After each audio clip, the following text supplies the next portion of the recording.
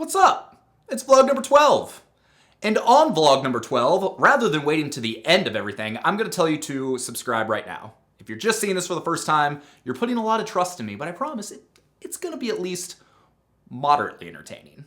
So, back to vlog number 12. Rather than me just putting out a bunch of content about what I want to talk about, I wanted to know what you wanted me to talk about. So, today, we're going to do coffee and Q&A.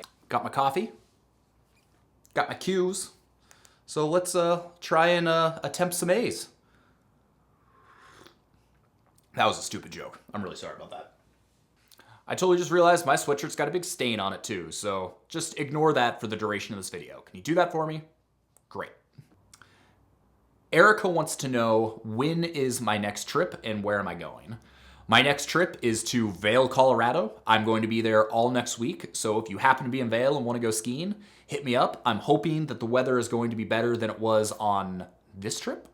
So we just got to Vail, and I'm super excited because, as you can tell, it's going to be an awesome ski day. Literally, we just got to Vail. This is what it looks like. I don't get it.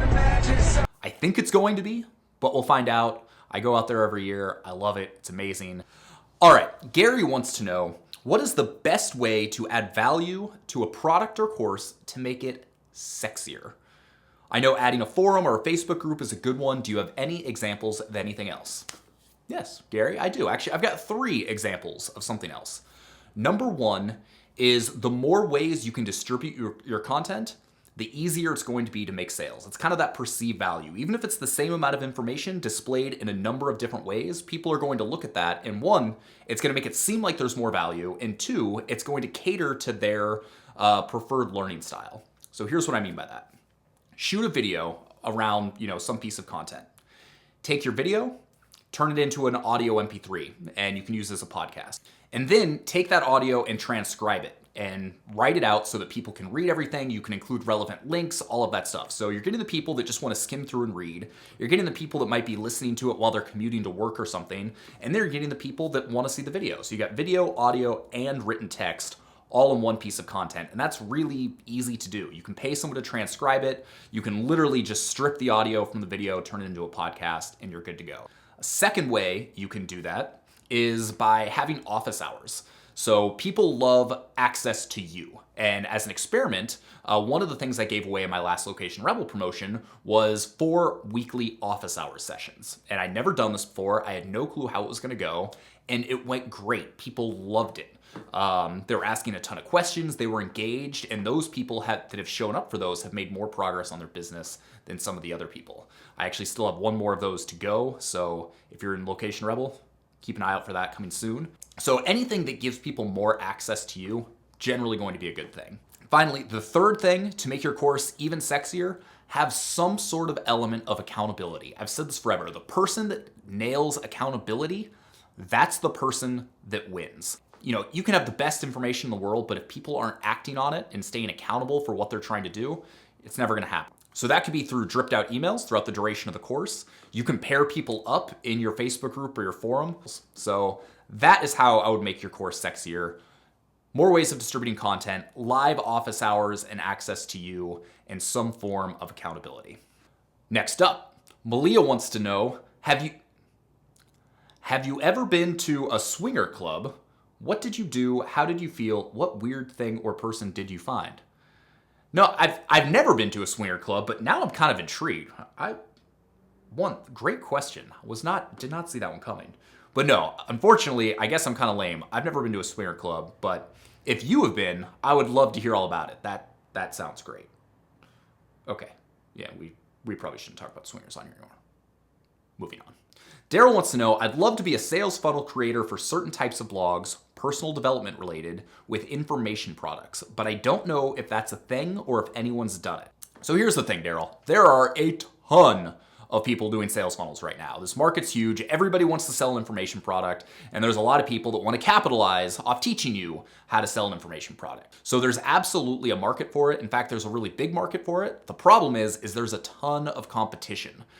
So if you want to do that, 1, I would make sure you've got some really good examples of success stories. Maybe it's a product you've created, sales funnels you've created, proving that they convert, proving that you know what you're talking about. If there's someone in the personal development world that you can partner with and build up your reputation and use it on their audience and kind of build that case study and that testimonial, also a great idea. Also, I'd be prepared to spend some money. My Facebook feed is blowing up with people selling essentially exactly that type of service. So there's other ways you can go about it. You can do guest posting, you can do SEO, but Facebook seems to be the fastest way to gain traction with it. So all of that to say, yes, there's a market for it. Yes, you can do it. But if you are, be prepared for a lot of work and a lot of competition. Jackson, why do you recommend starting a freelance business when I really want to run an affiliate business? Great question, Jackson. Here's the thing. Most people have no clue how to run an affiliate business. It's actually relatively difficult. The concept is simple, but actually making enough money to support yourself is pretty different because you need traffic, you need to have an offer, you need to have a product, you need to know that it converts and does so on a regular basis. Those are all kind of advanced marketing skills. Whereas a freelance business, I can get you started in a weekend. Like, I honestly believe that if you joined Location Rebel or if you started going about this and you knew what you needed to do, in 48 hours, you can find your first paying client. Granted, it's not always that easy, but it's much easier than making money with an affiliate site. So it's not like you have to invest a lot of time and effort and money into building a freelance site. It's really an intermediary step to help you bring in some income while you grow that. Lauren, how soon in advance did you apply for your Thailand visa? And was it a general tourist visa? So Lauren, when I moved to Thailand, I literally went like 2 weeks beforehand to the Thai consulate in Portland, Oregon. I walked through the door with my passport. I didn't really have much in the way of documentation, and they gave me a 3 re-entry tourist visa. So that meant I could stay for 60 days, and then all I had to do was leave the country for 20 minutes, come back in, and I got another 60 days. Whereas if you get a visa on arrival, it's usually good, I believe, for 30 days, and then you have to apply for a new visa, once you leave. So the 3 re-entry tourist visa that you can get at any Thai consulate is absolutely the way to go. So a lot's changed in the last 6 years. I'm not sure if that's still the way things work, but when I was there, Thai consulate, 3 re-entry tourist visa, everything worked great. That was kind of the holy grail of tourist visas. So that's at least what you did want when I was there. Don't hold me to it. Things may have changed. Andrea wants to know, what's the next item you are going to cross off your bucket list? So my next kind of 2 that I think are potentially going to happen soon are 1, I've started rock climbing again. So I want to climb a 511 climbing route, and I've gotten up to 510C, so I'm getting pretty close. And 2, I mentioned this last week, is potentially sell a house for a profit. We've been in our house for a couple of years now and things have appreciated. And so we're talking about what the next step is and whether or not we're going to stay here, go someplace else.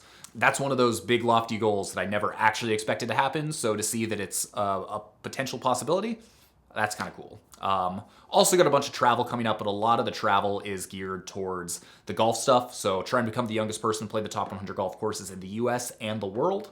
And so I'm going to be making a lot of progress on that here in the next couple months. So just playing a lot of golf.